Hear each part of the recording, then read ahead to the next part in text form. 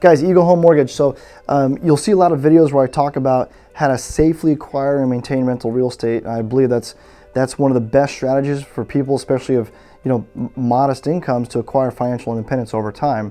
It's very difficult otherwise. I mean, we've all seen just shoving a bunch of money into a 401k, it's hardly going to get us to where we want to go, and certainly it's not going to lead to financial independence or early retirement. So buying real estate is the way to do this in many cases, but how do we do so in the safest manner possible?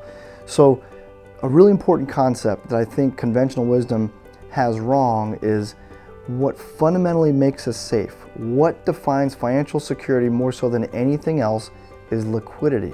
It's savings. So I have a finance degree. Let me teach you a little bit about a finance degree. It's not as sophisticated as you'd think. Finance 101, here's what they teach you. Cash is king.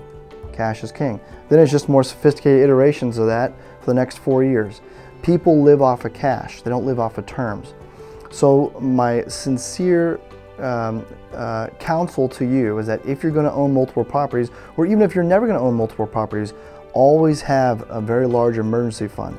That will help you weather any storm. If you do own multiple properties, that is the grease that will allow you to hold these properties over the long term safely, to deal with any vacancy or maintenance account.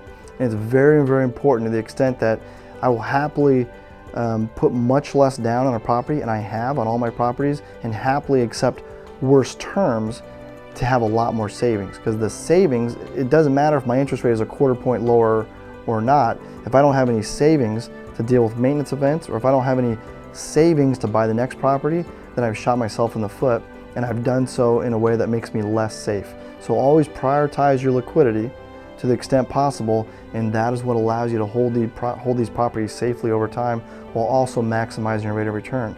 Because the less money you put down per dollar of your money invested, the higher our rate of return is. So if we put 20% down on a typical purchase price, say $100,000, which doesn't exist around here, but say we had that, and that property goes up 5% in value, that's a simple return of 25% on our 20% down invested. If we put 5% down on that same property and it goes up 5% in value, that's 100% rate of return.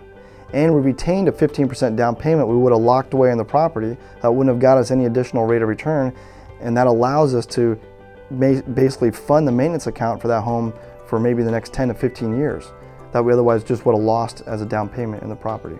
So liquidity is key, guys. I'm always happy to answer questions about how to structure your finances to be as safe as possible, especially regarding owning multiple properties.